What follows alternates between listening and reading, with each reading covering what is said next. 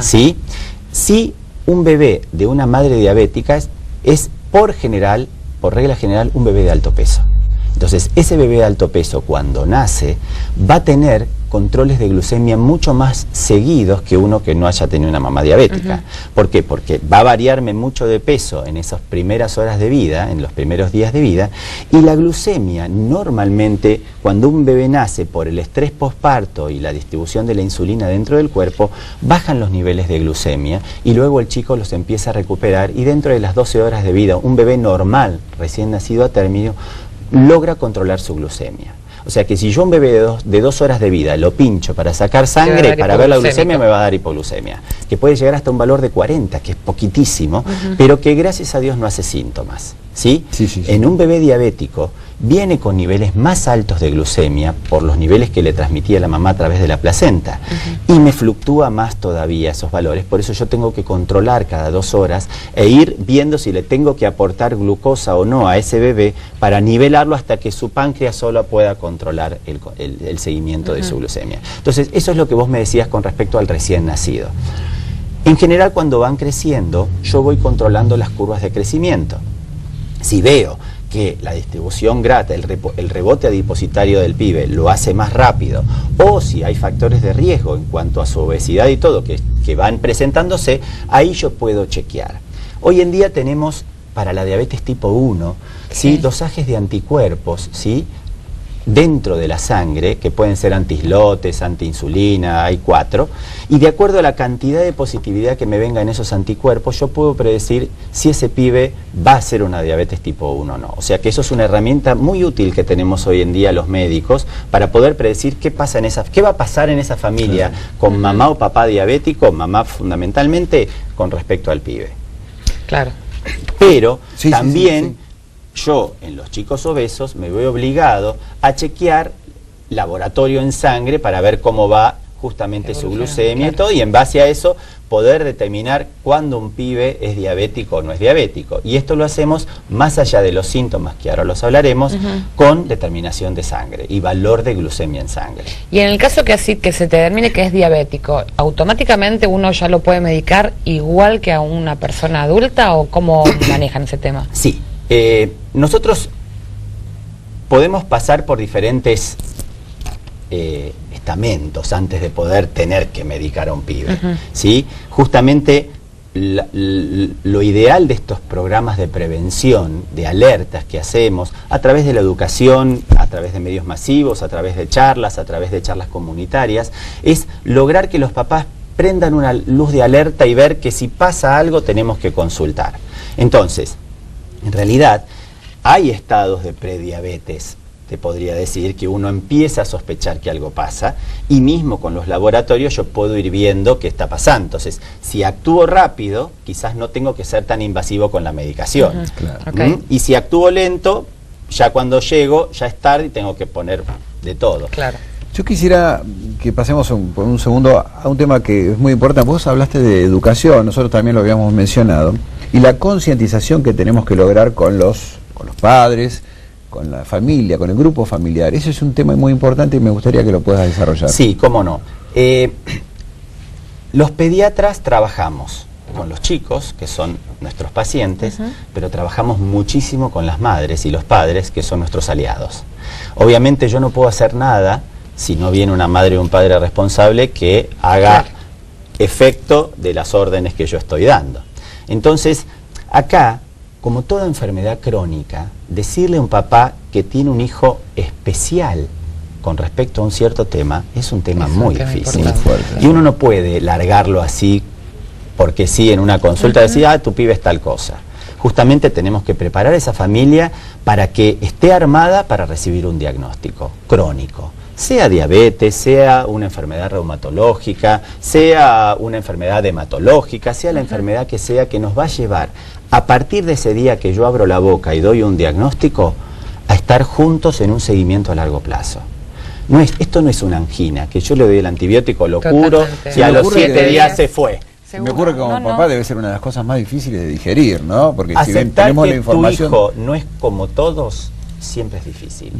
pero justamente esto es como todo, al principio viene el shock del diagnóstico y después hay una entereza en estos padres y una fuerza interior que se hace todo mucho más fácil y salimos sin adelante. Ninguna duda, sin Entonces, en base a eso nosotros podemos sectorizar en edades justamente cómo reaccionan de diferentes formas ante una enfermedad crónica como la diabetes. Qué difícil debe ser, discúlpame, qué difícil debe ser a una persona, a un nene de 3, 4 años que tiene un diagnóstico de diabetes, limitarlo. Sí, es muy difícil. Y al margen, los chicos son hermosos, pero son crueles.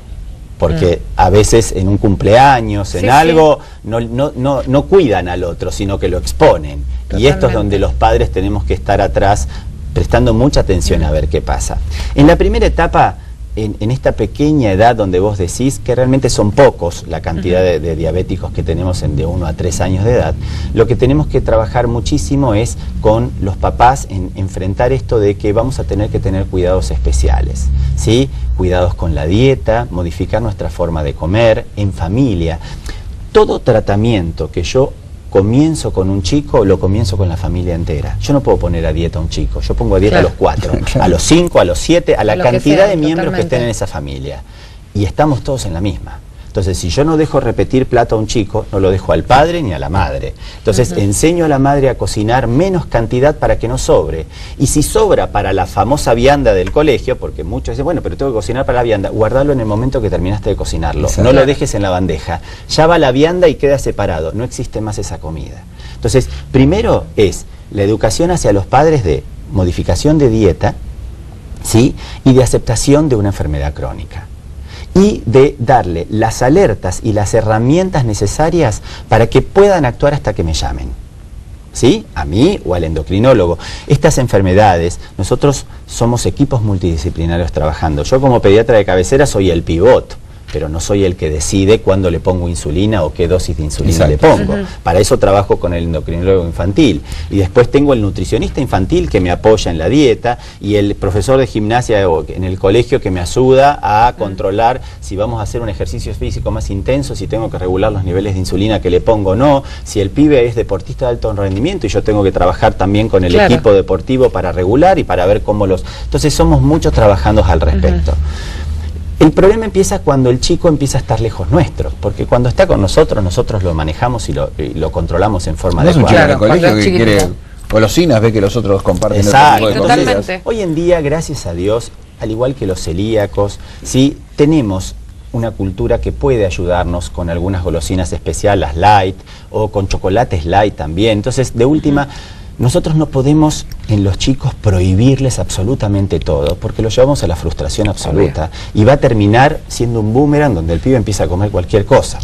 Claro. Entonces, yo tengo que generar un tratamiento en el cual yo sé que algunas licencias le voy a poder otorgar y que en esas licencias que le otorgo yo tengo tratamientos de rescate para poder actuar si pasa algo. Entonces, todo eso es lo que yo les enseño a los papás juntos con el equipo que trabajamos. Y cuando ya son un poquito más grandes y son más rebeldes... y ahí comienza el problema, ¿no? Sí. Otro problema. Sí, un gran problema. Realmente, una de las complicaciones más importantes que nosotros tenemos en estos pibes son la cetoacidosis diabética. Es decir, estos cuadros de descompensación a consecuencia de la alteración de la glucemia que se va por las nubes, valores de 300, 400, 500, con cetosis y con deshidratación, con cuadros de confusión o obnubilación, hasta coma podemos llegar a tener en los chicos.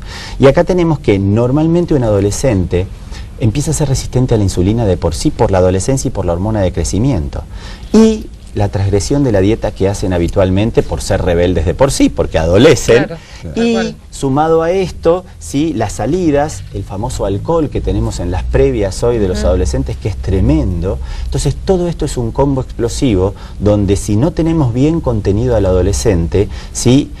Se nos complica bastante el seguimiento. Obviamente a la altura del adolescente nosotros tenemos, en diabetes tipo 1 hablando, insulinas que damos de largo alcance, que se le aplica a la mañana y a la noche, y después insulinas de rescate, que es la corriente que le damos en el momento en que vemos que se va picando la glucemia. Nosotros, los chicos se determinan 3 a 4 veces por día con los aparatitos pinchazos, hoy en día de pinchazos en los dedos, y justamente tratamos de trabajar muy conscientemente todo el equipo, ¿sí?, para que el chico aprenda a poder medirse y a tomar una respuesta en caso que se mida. Les ofrecemos nuestros celulares justamente para que si está en algún lado nos llame para poder nosotros empezar a frenar la situación si vemos que se descontrola, y trabajamos muchísimo en el tema de el control del alcohol, que es un tema que realmente nos inquieta mucho. ¿Qué tema también en los adolescentes? El hecho de que llegue la hora que tengo que hacerme la medición de la glucosa, y por ahí estoy en un grupo donde, no sé, fui al cine o fui a ver una película o estoy por la previa y me da un nivel no esperado y entonces me tengo que inyectar. Y ahí es donde pasan los problemas. Psicológica y socialmente. Sí, igual, en general, 15 años atrás, 20 años atrás, era muy oculto esto. Claro. Y de hecho, 15, 20 años atrás, para poder hacer los destros, teníamos que pinchar, mirar una cosa, limpiar en agua, volver, a los 30 segundos volver a medir con una tablita. Hoy en día es todo un aparato. Y Fernando y Gaby, aparte seguramente el grupo de contención, si ya es un chico que viene desde muy pequeño, el grupo de contención de sus amigos también lo debe ayudar. Sí, pero ¿no? ¿sabés qué pasa? Cuando están todos... se desbocan. Sí, obviamente. Es difícil. Es como siempre. Fernando, mira, ya no tenemos que ir. Me gustaría que nos dé 30 segundos nada más para un mensaje a la gente que te está viendo. Lo fundamental en esto es estar alertas, ¿sí? Tratar de evitar la obesidad en los chicos, que es uno de los factores que realmente nos condicionan a la aparición de diabetes tipo 2. Y si somos padres con diabetes tipo 1, estar alerta de ver si nuestro hijo llega a tener algún síntoma de los que nosotros habitualmente sentimos, y estar alertas y inmediatamente llamar a los pediatras y o al endocrinólogo que a uno lo sigue. Las determinaciones seriadas, ¿sí?, de glucemia en los chicos de riesgos es fundamental y nos llevan a nosotros a poder predecir si tenemos que hacer una prueba de tolerancia oral a la glucosa, si el paciente está en riesgo por una glucemia alterada en ayunas. Entonces, consulten al médico ante la primer duda. Si su hijo toma mucho líquido, hace mucho pis y se despierta de noche, cuando un pibe dormía perfectamente y de pronto se empieza a despertar de noche porque se hace pis, ¿sí?, estemos alertas de que esto puede estar presente. Así como los adultos comen mucho, los chicos en general comen poco y pierden peso, ¿sí? Entonces, estemos alerta a los síntomas. Polidipsia, mucha sed, poliuria, que se hacen pis cuando normalmente no se hacían, y en el caso del adulto, polifagia, mucha comida, y en el caso de los chicos que empiezan a comer menos y la pérdida de peso. Estemos alertas a eso, que si logramos detectarla en forma temprana, solucionamos un gran problema. No lo vamos a evitar, pero vamos a ayudar a controlarlo de la mejor forma posible. Y de sumo, si vos me permitís, una óptima calidad de vida. Desde ya, que hacia eso vamos, a que pueda ser un adulto feliz y sano. Ante cualquier duda, googlea en red niños sanos, niños felices, y si quieren contactar con el doctor Fernando, con parte del equipo, ahí lo pueden hacer. Gracias, Fernando, por la información, por lo aclarecedor del tema. No hay que tener miedo, hay que estar ocupado y no preocupado, estar alerta, como dijo Fernando, ¿no es cierto, Juan? Así es, ahora Gaby, estemos alerta nosotros y vayámonos. Me quedé reflexionando, en eso, y pero bueno, hay que pensarlo, repensarlo. Totalmente. Y no esconderse de la información. Totalmente, ¿no? es así. Gracias, Fernando. Al contrario, un gusto. Nos vamos, Gaby. Nos vamos. Nos volvemos a ver con ustedes la semana próxima. Hasta entonces y gracias.